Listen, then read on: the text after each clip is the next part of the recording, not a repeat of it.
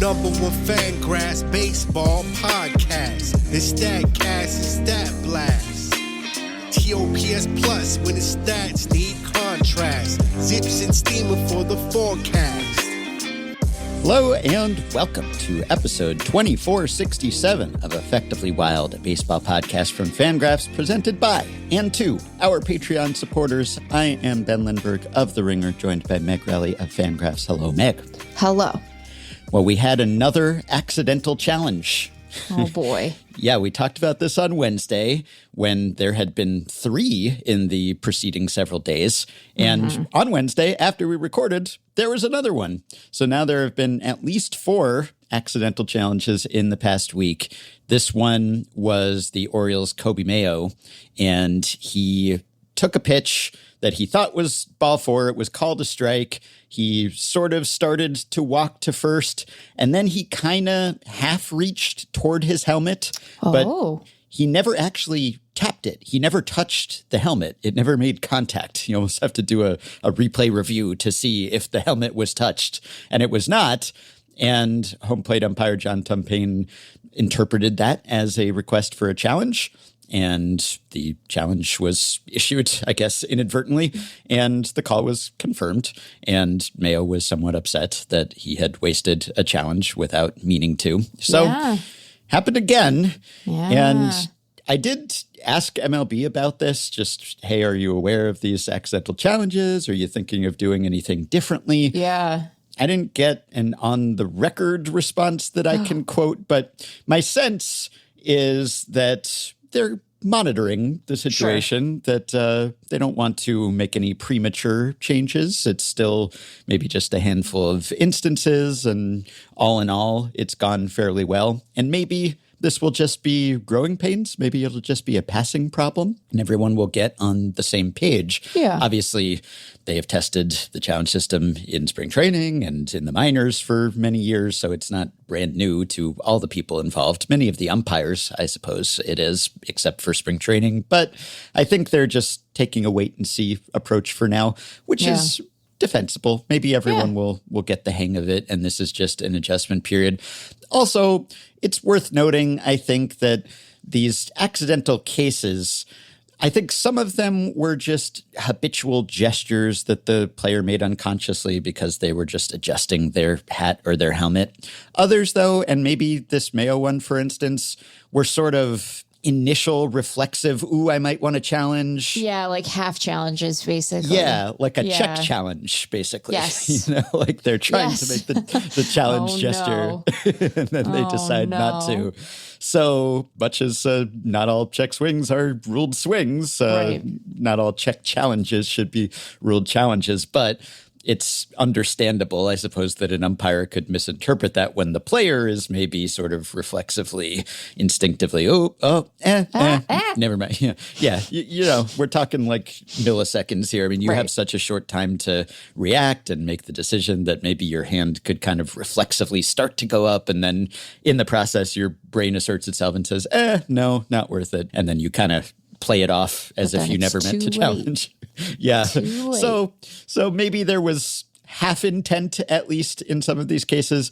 Yeah. I think MLB is emphasizing with the umpires that the players should give the verbal challenge as well, so that it's not purely related to the gesture. But I still don't think the verbal challenge is mandatory, nor should it be, probably, because I'm just anticipating that there would be times when it's so loud. You couldn't tell if it had happened. Yeah, and if a pitcher wants to challenge and the pitcher's away from the umpire, and so if you had to hear it, then maybe that could cause issues the way that it does with pitch comm sometimes when even if the thing is charged and it's not gamesmanship, you just can't hear it because it's so loud in the ballpark. Right. So that would sort of solve things if you had to require the verbal aspect, but then it might also introduce other issues sometimes.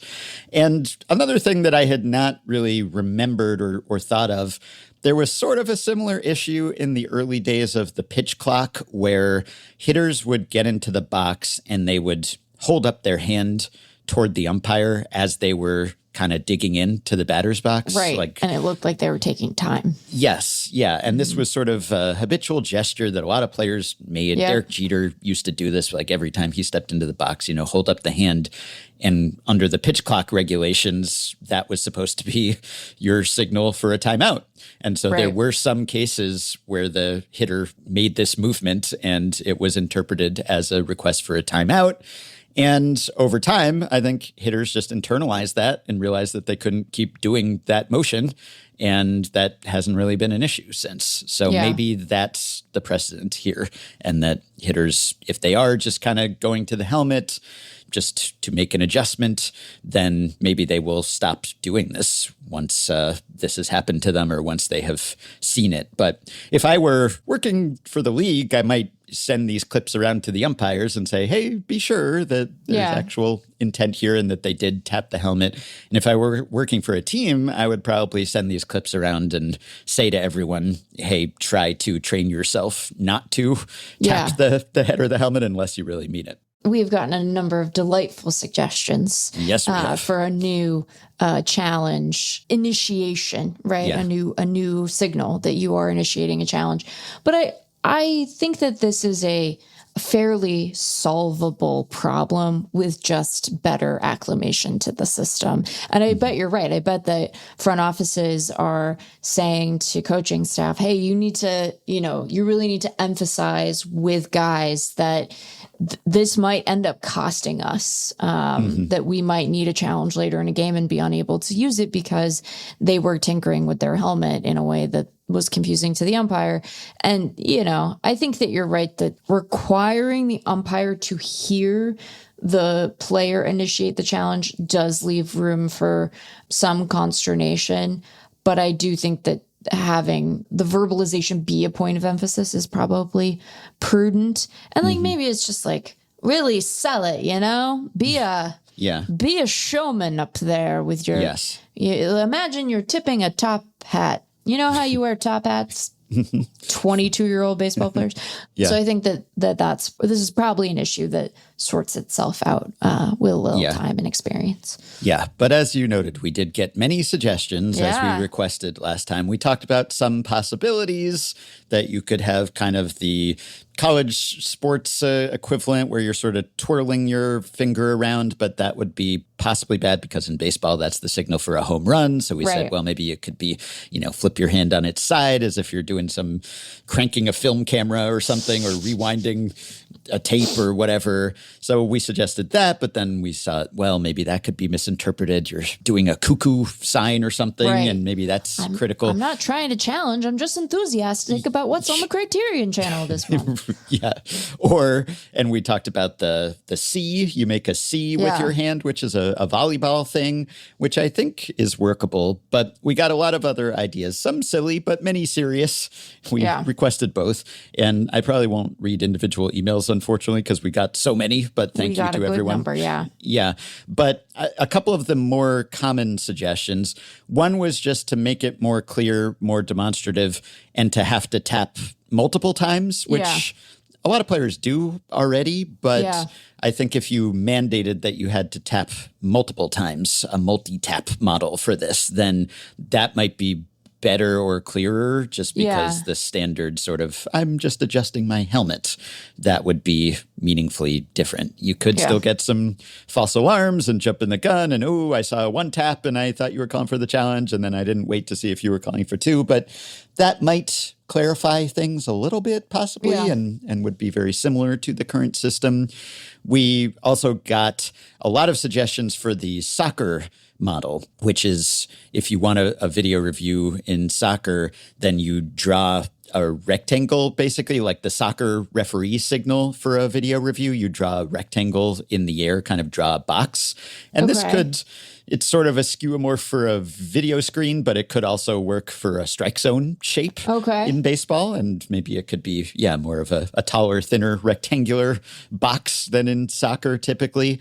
But that, I think, is typically done with two hands. And that's the issue. We got a lot of suggestions for things that would require two hands. And I think that's sort of a sticking point. It could be done, but obviously if you're a pitcher, if you're a catcher, you've got a glove on one hand. And then if you're a batter, you're holding the bat. So you'd either have to do the gesture while holding gloves, not a big deal, but a bat would kind of be awkward. Or you'd have to drop the bat or hold it under your armpit or something. I don't know, balance it on its end. But then there's so little time that I think that's the thing. Yeah, if you had to like put your bat down between your feet or something and keep it upright, and then, you know, you're using half the time that you have to challenge. But that was a common one. And you could approximate it with a one-handed gesture. You could kind of do a one-handed sketch of the box, I guess. It would just take twice as long, maybe. But yeah, I mean, there's precedent for that in another sport, and I think it would be not as easily miscommunicated. So, you know, that could work. Yeah, it could. I mean, at that point, though, just lay your bat down. Like have laying your bat down be the gesture, right? True. Yeah, I guess you could just drop the bat. Drop maybe, it. Or, we had some people suggest point at the plate, which I guess you might do for some other reason, but not really routinely. So yeah, you could just point. Maybe that would work. I think multiple taps on the top of your head is the most straightforward way to address this, right? So you have to do 2 or 3, pick a number, and there should be an agreed upon number. Like we should all agree. We're going to go tap, tap, tap. Yeah. That's the signal. 'Cause like the very top of your head, you know, like if you're on the very top, you're probably in safe territory there that you're not just adjusting it a little bit, you know? I think that's probably fine. Yeah, and some people suggested putting both hands on the head, which I don't know, maybe that has some of the same issues that we were just talking about. But if you had to, if you had to do like the painting, the scream or something, you had to, you know, have both hands like up at the side of your head, but on the top of your head, I guess, like you're playing Simon Says or something. I don't know. It's just because in soccer, obviously, you're not supposed to use your hands unless you're a goaltender. So in baseball, that's not the case, and you're more encumbered. But putting both of your hands on your head, again, it could work, but it's just, it's a little more involved and time intensive. And then we had some people saying you could point at your own eyes with your 2 fingers, except that's kind of like the I'm watching you gesture, but maybe not the like when you then move your fingers from your eyes at the person that you're watching, but just like at your eyes. But then again, maybe that could be misinterpreted as insulting, as if you're questioning the ump's eyesight or... Right. And part of what works well about tapping your head is that it's not, I mean, I guess you could turn around and point to your eyes at the ump, but that feels like very aggressive. And if you're doing it in front of like just looking out to the field, I'm thinking about it from the batter's perspective and the catcher's for that matter. There's risk that the umpire misses it. The tapping of the head is, it's hard to miss that, right? You don't have a directional dependency by doing that. You're just like, oh, tap, tap, tap. And then it's like, oh, there it is. Gotta dial up the old challenge. So I think head tapping is fine. And, you know, I bet the guys who have accidentally invoked a challenge, to the extent that they have actually done that accidentally and not to your point, like, kind of being halvesies on it, I bet they won't do that again. Yeah, they'll probably learn from it and be more demonstrative or less, I guess. But yeah. Imagine you're taking a top hat off. Play to the back of the room. Yeah, someone else suggested that instead of making the C with one hand, they could make the C with both arms in sort of a YMCA kind of motion, which that'd be entertaining too. Yeah. Is it more like you're a little teapot? Like well, yeah, sort of like that. Like a little teapot. Yeah. But I think anything where you have to, if you're the batter, lay down your bat, that's a non-starter, unless laying down your bat just becomes the signal for it. But again, I think this is a problem that probably sorts itself out in short order. Some people suggested make a fist and tap on your chest, pound on your chest, just distribute buzzers to all the players, not in like Astros conspiracy sort of way, but just like everyone has a buzzer that they can trigger to initiate the challenge. You have to have a two-pronged pitch-com like system where there's a closed feed between the pitcher, the catcher, the batter, and the umpire. Yeah. And if you can initiate a challenge that way, it'll go in an earpiece and you go, oh boy, it's time for a challenge. Nothing could go wrong there. It seems perfect. We probably don't have to involve even more electronics and technology here and require everyone to be carrying buzzers about. So we are on the same page. We will continue to monitor this very important issue. Okay. Yeah. All right. In slightly bigger news, it seems like we have a franchise sale. Reportedly, the Padres, who have been on the block, they are going to be sold, and for a hefty sum. So everything's coming up San Diego right now. The Padres have won 8 straight as we speak, and 11 of 12. And it looks like this sale will also be a win for their ownership because it's tracking to be a new record, and by a lot. So the previous record for an MLB franchise sale, $2.4 billion when Steve Cohen bought the Mets in 2020. And the Padres, reportedly, will be sold for $3.9 billion. That is a lot more than $2.4 billion. That's a lot more. Yeah, to Jose Feliciano. Not that Jose Feliciano, not it's the musician. It's going to be so confusing. Oh, my gosh. We're going to have to pay such close attention to the linker. Oh, yes. Boy. Goes by Jose E.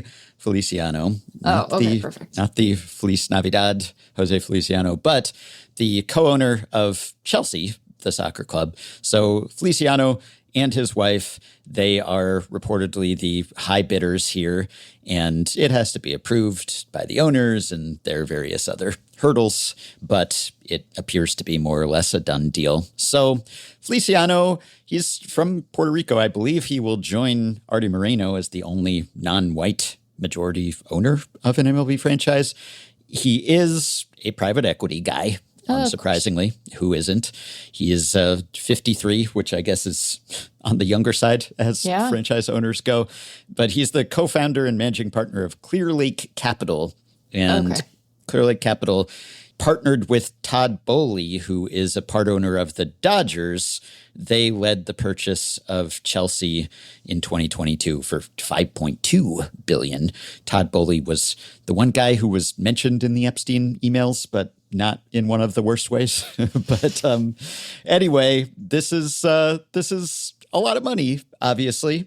And this brings the tenure of the Seidler family to a close. They put the Padres up for sale in November. Obviously, after Peter died, there was a lot of infighting and some lawsuits, and Peter Seidler's widow and his siblings, and they settled that and they moved forward with this sale. So it's been a pretty turbulent, tumultuous time for the Padres, both on the field and off. But I guess there are a few things that we could take away from the Padres with all that they've been through, and in one of the smaller media markets, at least in the game, in the sport. Granted, they have the town to themselves when it comes to the big four leagues. There's an MLS team, there's an NWSL team, there's a G League team, but there's no NFL, NBA, MLB, NHL competition. So that's part of what makes the purchase appealing, I would imagine. But nonetheless, and even though attendance has been very good in the wake of the investments in the roster, I guess what you can learn from this is that despite all the doom and gloom and people forecasting disaster and how can they sustain this sort of payroll in this market, well, I think it worked out pretty okay for the Seidler family. I think they're making out all right here.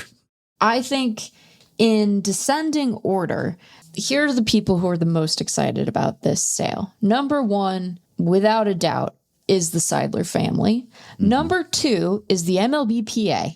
Yeah. Because if the San Diego Padres, with, you know, the natural benefits that are sort of draws of attention that you're noting, a beautiful ballpark, an exciting and dynamic team, but also with certain deficits, the size of their media market, other competition in Southern California, the fact that they do not have a lucrative RSN deal to call their own, right? They're being produced by Major League Baseball, at least from a broadcast perspective.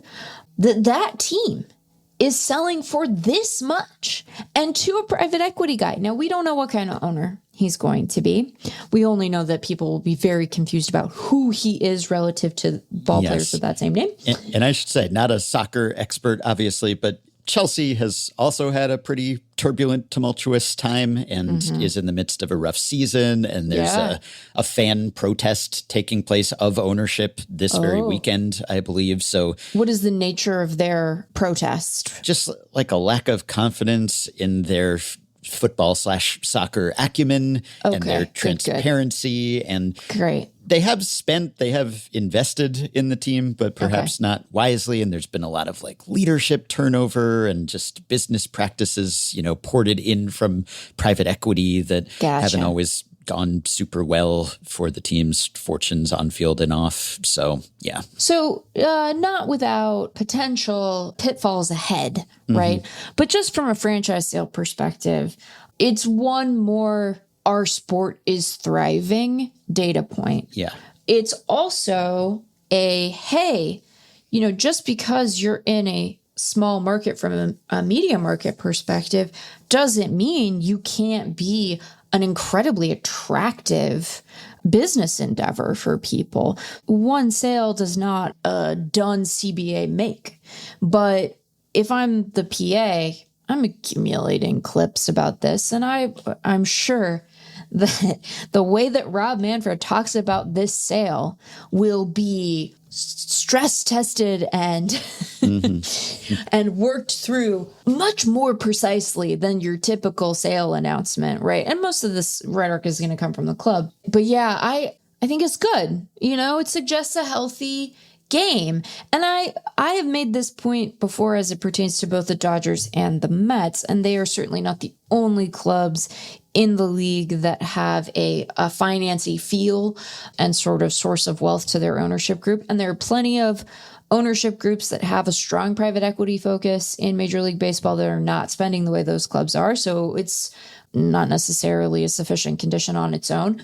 But when you have clubs owned by people who've made their fortunes not by manufacturing cars, or like selling books or, whatever. But they're doing financial services and they're willing to spend this kind of money and they're willing to hopefully invest in their teams. It indicates that the ownership class is not viewing this as like a bad business venture, which is an argument that sometimes gets deployed in the midst of CBA negotiations in a way that I continue to find hilarious because it's like, well, are you all saying you're bad at business? Like, what's the argument that's being made here? But it'll be interesting. We all lost something with Seidler's passing. I think that he took investment in his club very seriously. He really wanted to bring a World Series to San Diego. He spent in a way that reflected that. I think having owners like that in the mix is really important because it does sort of require of the other owners a little bit more when it comes to free agency.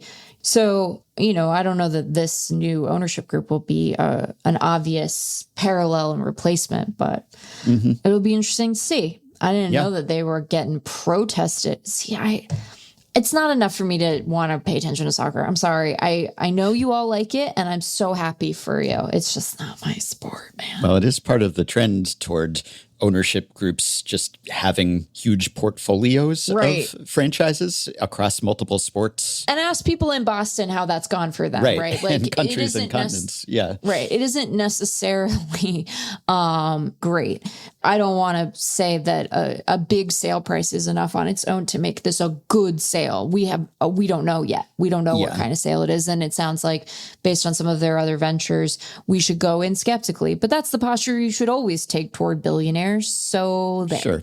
And Chelsea has announced enormous financial losses, of course, because that's not confined just to MLB. And of course, there's creative accounting. But yes, you always do wonder, is there any robbing Peter to pay Paul that goes on? You know, that's something Red Sox fans have wondered. Well, are we trading Mookie Betts so that we can fund Liverpool or something? You know, it's hard to say because it's all part of the same sort of massive holdings for this person or this group. But yeah, I was trying to figure out, not a business person, as people are well aware, but I was trying to figure out just how lucrative this sale is considering what the franchise was purchased for. So Seidler bought the Padres in August of 2012 for $800 million. And this is a $3.9 billion sale. That's a 388% return or something. Now, obviously, inflation has happened. So that $800 million in August 2012, that's like $1.15 billion now or something like that. But still, that's like a 239% return over that time. And this is 13.6 years. So the annualized return, not accounting for inflation, is like 12.3%. Accounting for inflation, 9.4%, which is still pretty darn solid. I think in the long run, if you compare to S&P, I think that's typically been maybe like 10% return annually, or 7 to 8 maybe if you account for inflation. So this would be better than that. I think over this specific 13 or so year period, if you had put that money in the S&P 500, it would have paid off a little more than this, but it's close. And that's not accounting for other sources of revenue. Right. I know that the Padres in recent years have at least reported annual losses. And in their case, I guess I'm inclined to believe it, maybe just because of how much they have invested in that team. But for many years before that huge surge in spending, they had, and, you know, all of this is kind of, I said reported, but it's mostly estimated by third-party sources because they're not opening their books. But for at least a portion of this period, they were believed to have had an operating income that they were in the black when it came to just making money over a given year, aside from the appreciation. And then there's just the hard to quantify but extremely significant value of, hey, you get to own a team, which is you don't get a little hat from the S&P at the end of the year being like, here's what your index fund went up. No. You know what you can get a little hat for? Owning the Padres. Some of them are really good hats. Some of them are not. But that shouldn't dissuade you from trying to buy the Padres. Most of them are pretty good hats. I have one with I have a Padres hat with a little, the swinging friar. That's got to be one of the best logos in baseball, I think. That's pretty, because he's got a little friar face and he's hitting a baseball. That's nice. And Feliciano's not a local, but if you own a team, obviously you're a local institution. You're a bigwig, you know, you're big man on campus kind of in that town, especially if it's a city that doesn't have big four men's sports franchises. So there's a lot of value that comes with that. You get to entertain people. You get to show off to your fellow unimaginably wealthy peers. You know, you get to brag about owning sports franchises. So I think this is attractive to billionaires, not just because it's a signifier of wealth and it's a solid investment, but because it's cool. You get to have front row seats to this stuff. Plus, it was reported, I think, that there's hundreds of millions of dollars in debt that the new ownership will be assuming here. And so, I mean, even with that, saddling the new ownership, it's still this big a number, right? So even if you accrue all that debt, that is not an obstacle to having a record sale price by a lot. And for it to be, okay, Steve Cohen, kind of an outlier even among MLB owners in terms of his wealth. And New York, even though the Mets and Yankees share it, that's the biggest media market. So for the Padres to sell for this number, I think that does say something about the financial health and profitability of the game, at least. And that could have some bearing on CBA talks. Or maybe the Padres' new ownership group thinks that the that the players are going to get absolutely like wrecked in the new CPA negotiations, and they are factoring into their model the possibility of payrolls that are dramatically smaller in the future. I suppose we have to allow for that end of the spectrum of things too, but I'm skeptical. I haven't been to all of the ballparks, and so I cannot say for sure which is the best because I don't have a sense of it that's complete. But man, that's a great ballpark in San Diego. That's a really special ballpark. And it's right downtown. That's so nice. You get to walk and go have good food in San Diego. Great town. I love San Diego. All right. Well, we have to talk trout a little bit. I have get to talk trout. Yes, hey, and I have a little mini blast to share and some thoughts on deafening stadium sound. Oh my God! And maybe a couple emails.